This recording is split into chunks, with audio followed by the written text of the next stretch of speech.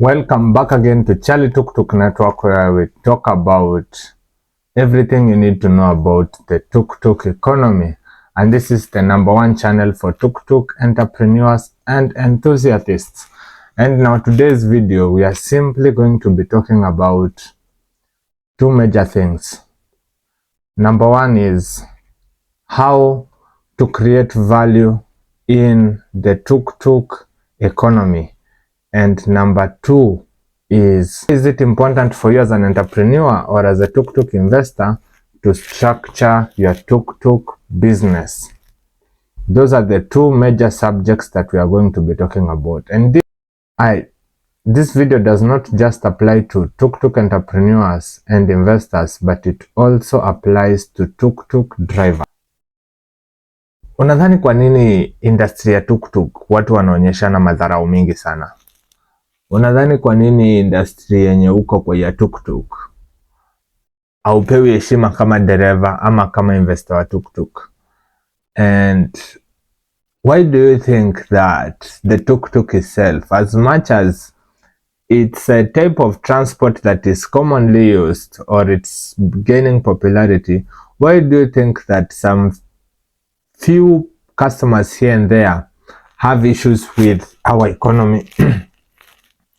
Well, this comes into two ways. #1, wewe huko unasema wewe ni investor ama wewe ni entrepreneur, na najua sana sana kama umeingia kwa economy ya tuk-tuk, most of the people you'll find is that it's either you are doing some other business and things did not go well, so you decided to come and invest your money into the tuk-tuk economy. Umeenda umechukua maybe 250,000, 300,000, $500,000, umeenda umenunua tuk-tuk. So the problem is that after umenunua tuk-tuk, you expect to just hand it over to the sacco and then get a driver na uanze kuingiza 800 ama za umoja, which is approximately 24,000 per month. So we are talking about if you are investing in this economy, you might be making around 24,000, or even it can go as high as 30,000 a month. That is the gross income that you're getting from your business. Now, these figures are exciting, especially if you multiply them annually. You're going to be coming to a figure of up to 280,000 to 300,000 Kenya shillings, which is a good amount, especially if you're receiving it on the passive end of the income bracket. But there are some few things you need to understand. As an entrepreneur, you have bought this asset in order to create value to the society, and that simply implies that you want to enable there to be smooth to be facilitation of smooth transport services to your community or wherever you have decided to venture into.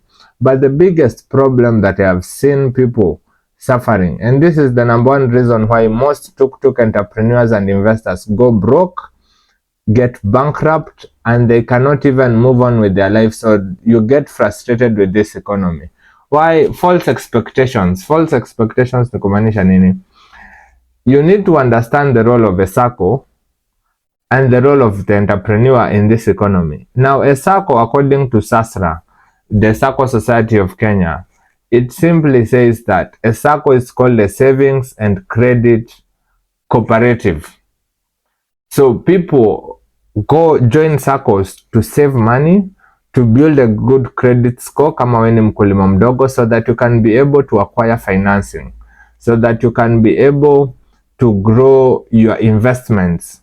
Let's say if you are looking to be paid dividends in the sacco, or you are looking to have an emergency fund, that is what a sacco is there for. A sacco is not there to manage your tuk-tuk.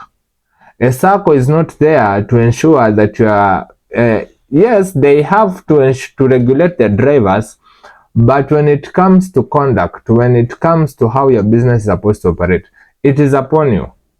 Kenye unafanyanga kupeleka tuk-tuk kwa sacco ni iweze kupata mahali itaoperatia. But when it comes to how you want the business to be operated, it is supposed to be on your own terms. Lakini sababu watu wengi, especially those who are in the tuk-tuk economy, you don't want to structure your business. And by not structuring your business, it simply means you are losing a lot of value. You are losing a lot of money on the table that could actually be boosting your business, that could actually be taking you to the next level. Now different people get into this economy with different ambitions. Kuna mtu anataka kukua MCA, kuna mtu anataka kukua tycoon, kuna mtu anataka kukua na tuktuk 10, that's his retirement plan. So you need to plan all of these things, especially if you are investing in any part of the economy. Why is it important? Because at the end of the day, you're going to get old and you're going to retire. Hautaendesha hiyo tuktuk for the next 10-15 years. Hautaendesha hiyo tuktuk for the next 20-30 years. At some point utachoka na itabidi umeretire. What are you going to be doing about it? So if you are a tuk-tuk entrepreneur and investor, the number one thing you should do before even going to throw your money into the tuk-tuk economy, because if you don't have a structured business, then you are going to lose everything that you are working so hard for. And why is it important? It is important because number one, you get to control your business. Number two, you elevate your status as an entrepreneur. Every time you're doing business without a structured entity, you're not a businessman. The government is never going to recognize you as a business person. As a matter of fact, utabakingi ukilipa personal income tax. Unaona? Na najua wengi hawataki kufanya hivyo sababu nataka kutoroka ushuru, but I will tell you, I've never seen a rich investor in the tuk-tuk economy who is not carrying on their obligations to the local government. And by the obligations ni kusema nini? Vitu kama kupeleka tuk-tuk inspection, vitu kama kulipa ushuru to the income that you are supposed to be declaring. You know, these things are the ones that actually take you to the next level. Things like self-promoting yourself. Most people are in the tuk-tuk economy. They are not looking for a promotion. You are looking to self-promote yourself, and that implies that kama umeanza na tuk-tuk moja, in the next 3 to 5 years, you are expecting to have 5 tuk-tuks or 3 tuk-tuks or 4 tuk-tuks. So how are you going to get there if you don't have an entity that is holding all of these things? Because things can happen. Unaweza enda kesho safari na ukufe. Sasa what will happen to your tuk-tuk? The driver can take it and say, I inherited this tuk-tuk, and you are going to think this is a joke. But every time you are working with somebody without any written agreement, it means you are operating under what we call a general partnership. Now this is news flash for you.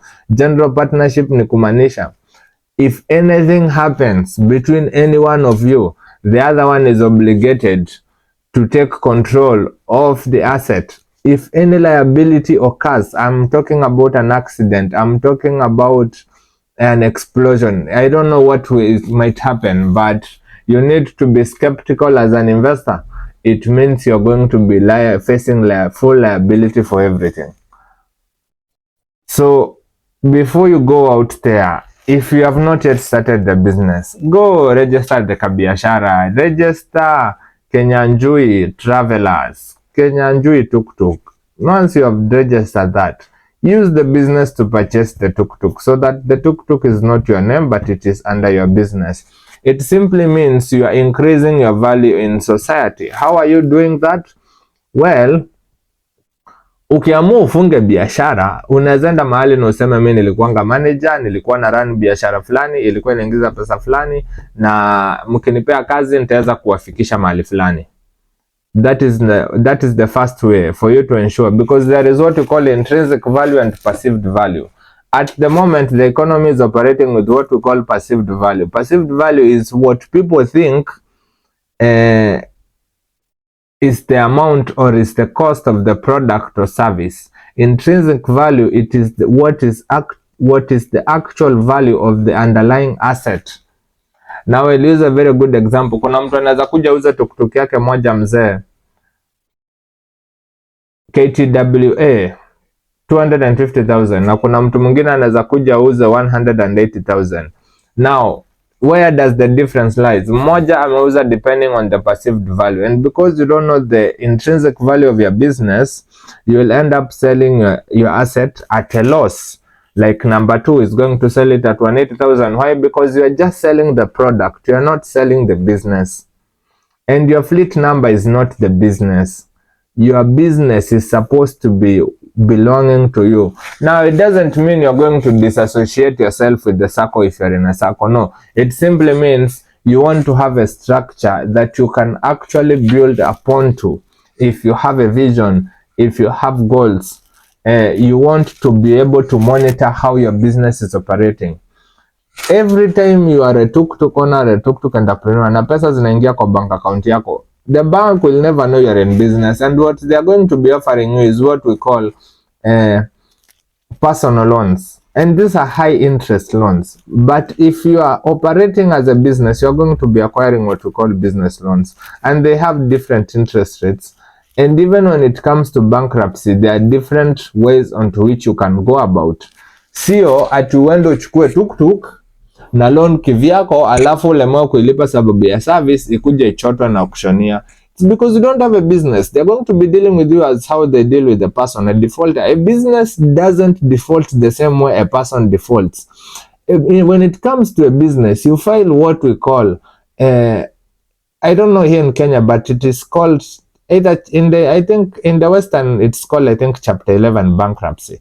But you can file for bankruptcy even here in Kenya. What that simply means that you can put your assets on hold and renegotiate with your debtor so that you can either restructure the loan or you can find means for you to pay them rather than them wakuje wachote tuktuk yako yenye umelipia na interest yenye iko juu. I can imagine if you are accessing your tuktuk through financing from, let's say, these legal loan sharks or these private lenders that are actually financing many of these tuktuks right now, you're paying an interest of up to 6% per month. And do you know how much 6% is? 6% times 12 months, that is 72%. So if you're paying with 2 years, you're paying up to an interest of 143%. Hata ukienda kwa money market funds, hata ukienda kwa insurance, they cannot give you such returns. In fact, making a return of 6% on your investment every month simply means you're making a lot of money. So why are you accepting to lose your money? And you lose your money by not understanding two important aspects in business. One is called appreciation. Two is called depreciation. Movable assets like tuk-tuks, vehicles, cars, lorries, matatu, they do not appreciate. They depreciate in value. The moment umenunua pale $500,000, it's no longer $500,000. You can maintain the value of the asset through the business model that it is operating on. If you are receiving cash flow from the business, then you're going to value a business based on the amount of cash flow it is bringing in, not based on the value of the underlying asset. And that's why many people are selling their tuks at losses, because they are not selling the business, they are just selling the product. And every time you're going to be selling a product, you're going to be cashing out very little money. That's why it is important for you to understand that you need to build onto your business. And now what you're building onto your business is the intrinsic value. Now, these are two scenarios. Scenario number one, we have Kenyanjui. Kenyanjui has 10 tuk-tuks, but they are solely owned by him. We have Mwangi. Mwangi has 5 tuk-tuks, which are solely owned by Mwangi sole proprietors or Mwangi traders. Now, do you know what the difference is? Mwangi can be evaluated by a financier or by an investor depending on the assets that are owned by his business. So Mwangi can go ahead and pitch to an investor and say, I have a business that has 5 tuk-tuks.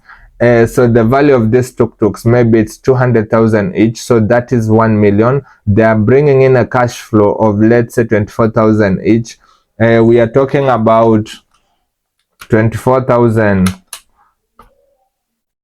times 5 tuk-tuks. So I'm making around 120,000 gross per month. I would like you to finance me maybe with 2 million so that I can expand my territory or so that I can expand my business.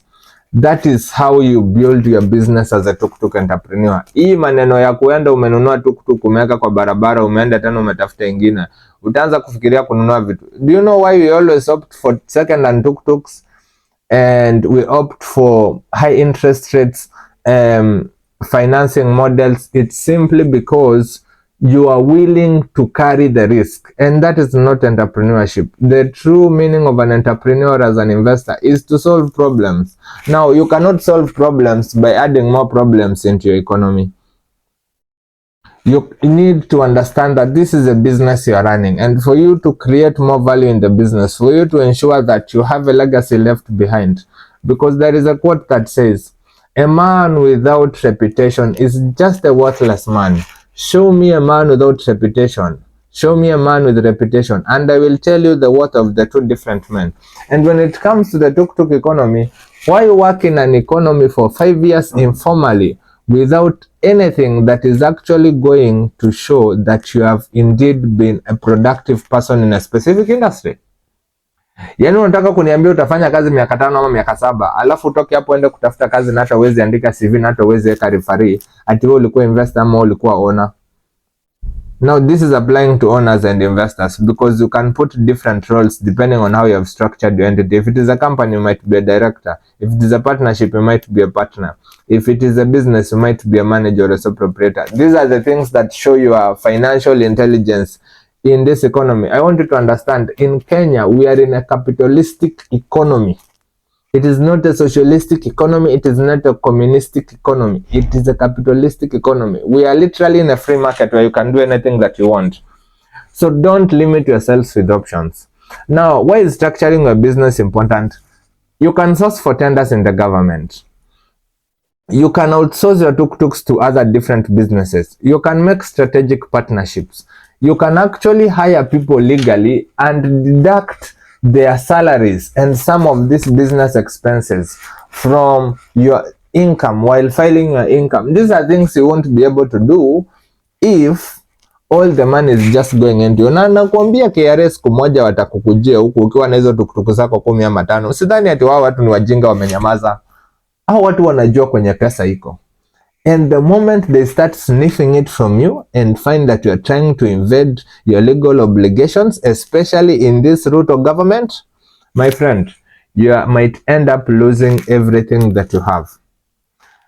So for entrepreneurs and investors, structure your businesses and make sure that these businesses are the ones that are in the circle. You can be in the circle as an individual and your business can be in the circle, so that when you want to guarantee yourself, especially when it comes to financing, your business can guarantee itself because it has assets in it.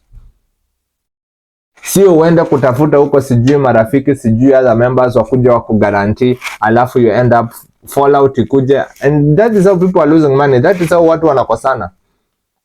Unaenda una guarantee member, alafu member na default, pia wewe unapoteza pesa yako, inakuwa chuki. But if it is your business, the manager can guarantee the business and the business can guarantee itself because it has value, it is operating, it has employees.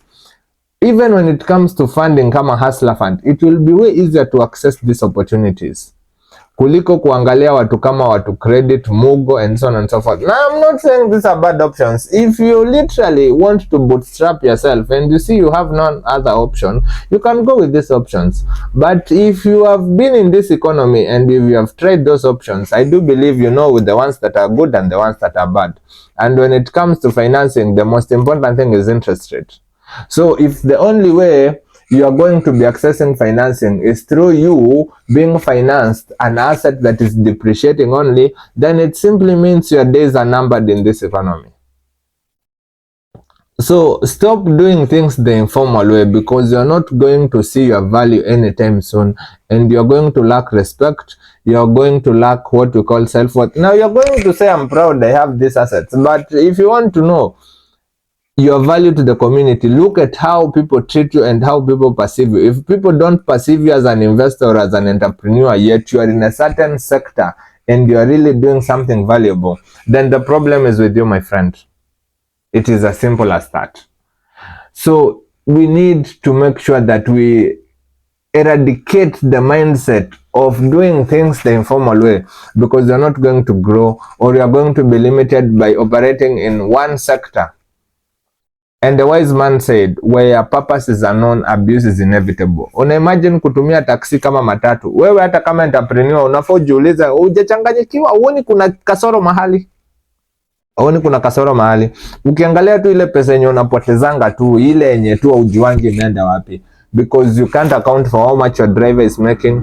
You can't account for the expenses in your business because you don't have a maintenance history of your asset, and the business is not just the asset. The business is more than the asset. The business includes leadership. The business includes accountability.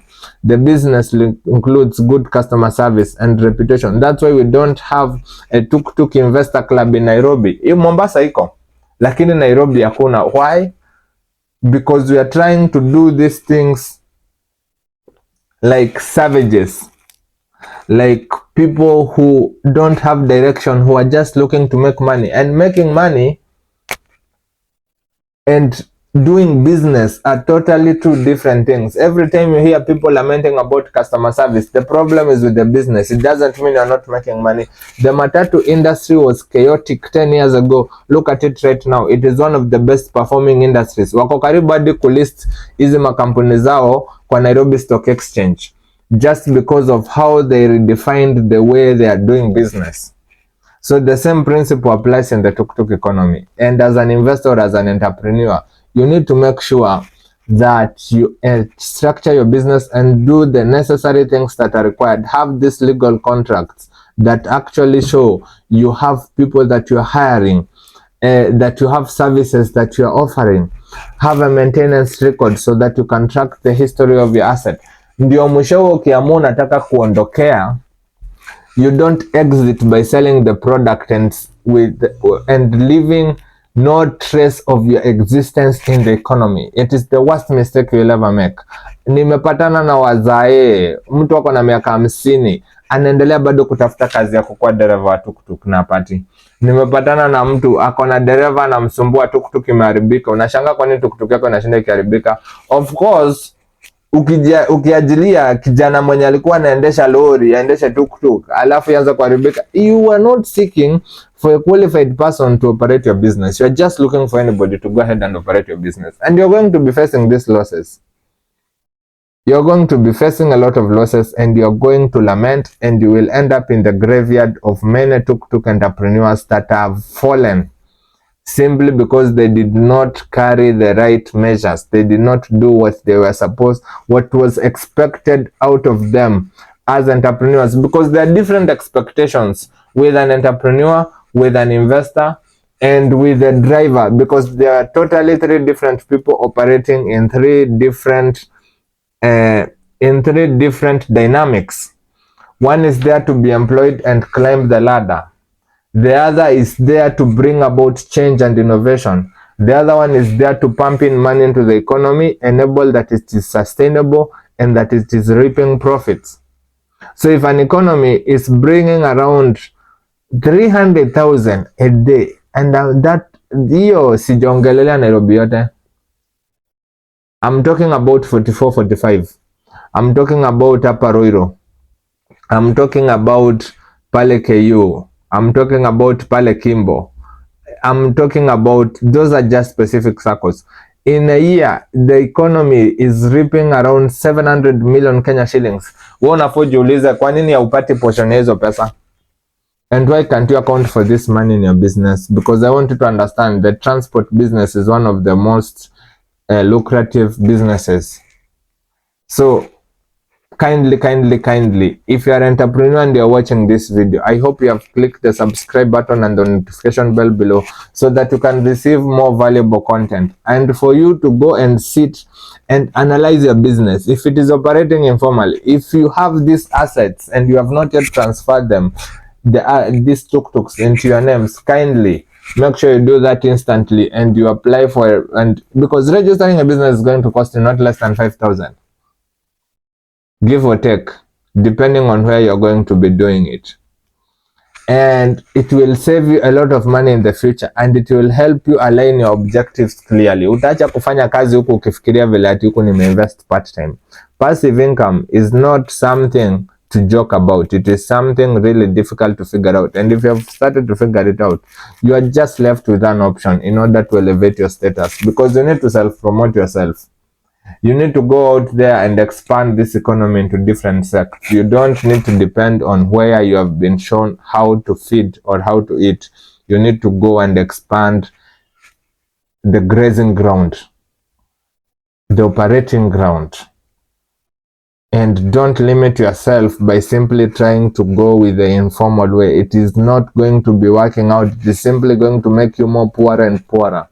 So if you have received value from this video, I will be seeing you in our next masterclass, and I hope that you have really understood why it is important to structure your business,